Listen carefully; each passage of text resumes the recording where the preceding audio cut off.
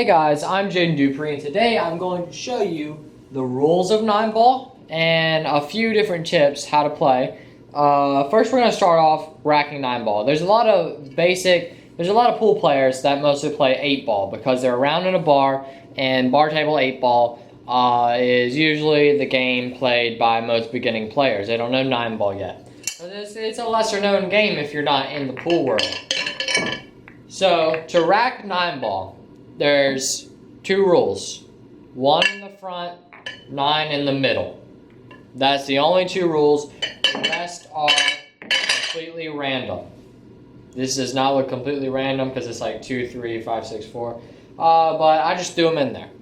So then you push it up, and there's 2 different rules for where the rack lies. There's one where the 1 ball, this is the most common one, where the 1 ball goes on the spot. So where the second diamond up here and the second diamond here intersect, that's where that 1 ball goes. Another rule sometimes to stop these 2 balls from going in every time on the break is that the 9-ball must be on the spot. That also stops the 9-ball from going in here. So racking them, there's a little tip that most people know by now, but if you're watching this video, you probably do not, because you don't know what 9-ball is and you want to learn more about it. So in the rack, different gaps mean different things. I'm not going to explain all of it to you, of course not, because that is somebody else's content. I want to give 100% credit to Joe Tucker for working on all of this and figuring all of this out, because he sat through and broke for hours until he realized what the patterns do. So I'm only going to explain one pattern to you guys. You can find the whole educational video on joetucker.com. So right here, if we're breaking from this side, we just want the 1, 8, 9, 6 frozen. Frozen means touching. If these are all touching, this ball is always going to go in. If we're breaking from that side, if we're breaking from the other side, we want 1, 7, 9, 3. It looks like everything is all touching. So we're just going to break and then move on. So we're just going to walk over here, check our rack one more time. If something is not frozen, what you can do, we'll lightly tap on top of it. Do not bang too hard.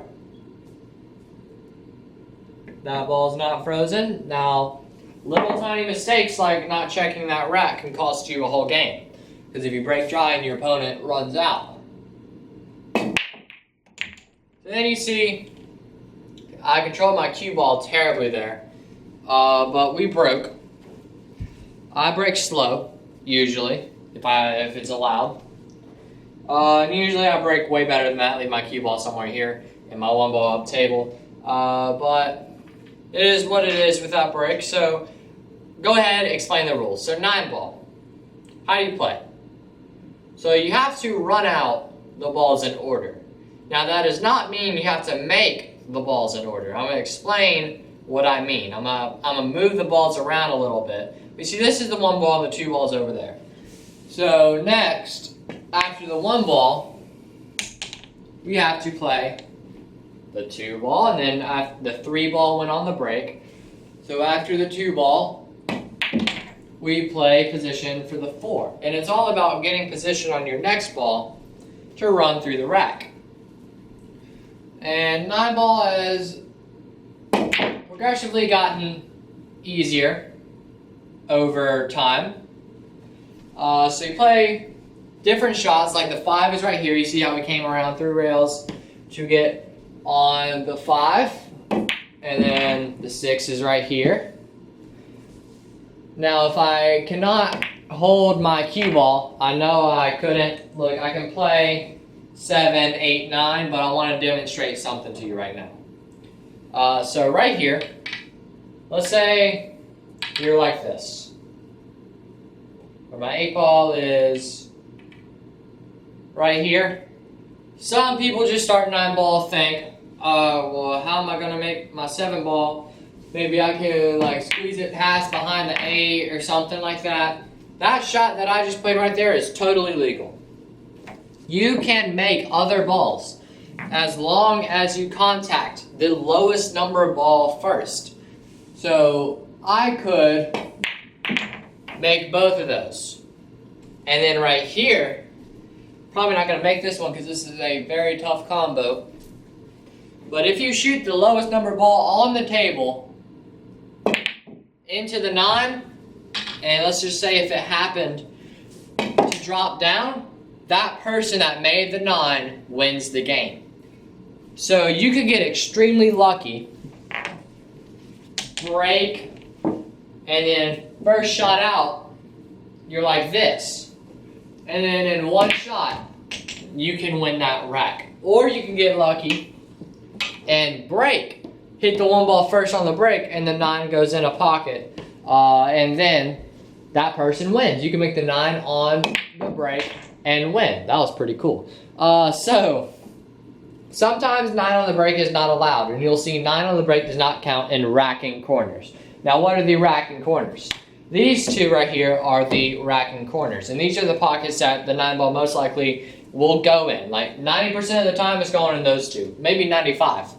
If it goes in sides or up here is more common, then it counts as a win. Usually. Sometimes it doesn't count at all, sometimes it counts everywhere. Just usually it's not in racking corners, but everywhere else it counts. So racking 9 ball, 1 on the spot or 9 on the spot. Run them in order. As long as you hit the lowest number ball first, you can make everything. Anything. You can even luck a ball in. So like if I was like this, now usually good 9 ball players don't do this. Let's say if I were just to whack them and something were to fall in, not the cue ball, something were to fall in, it'd count. Luck counts in 9 ball unless you specifically say it does not. One thing that is different from 8 ball, some rules of 8 ball, it's like BCA. BCA 8 ball plays this rule, but if we are running out 9 ball, and we scratch, it is ball in hand, which means the next player to shoot can put the ball anywhere on the table. It doesn't have to be behind in the kitchen, just anywhere on the table. And usually ball in hand and 9 ball means you've lost. Usually. Sometimes you can get a little lucky with your ball in hand, with your scratches, but usually ball in hand means you lost. Because 9 ball has gotten pretty easy for everyone. So 9 ball is definitely a game to practice. The best game to me is 10 ball because luck does not count. If you want to see a 10 ball version of this kind of video, please let me know in the comment section. So let's move on. So that is it for this video. Thank you guys so much for watching. I really hope you enjoyed. If you did, please click the like button down below. If you want to be notified when I post a new video, you can click the subscribe button, then the bell icon right next to it. That'll just send you an email and a notification saying that I've uploaded a new video. If you have any suggestions for a video, or you want me to film a certain video for you, shout outs to you, then just let me know down in the comment section, and I will be sure to get on that. So if you have any questions too, any questions, I try to answer my questions if I can in my comment section.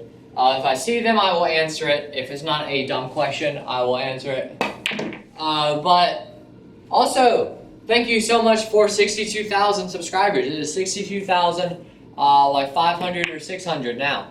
So thank you guys so much for that. It is very, very, very highly appreciated that 62,000 of you hit that button. So you should, if you haven't hit that button yet, hit that button now. So thank you so much for watching, and I will see you in the next video.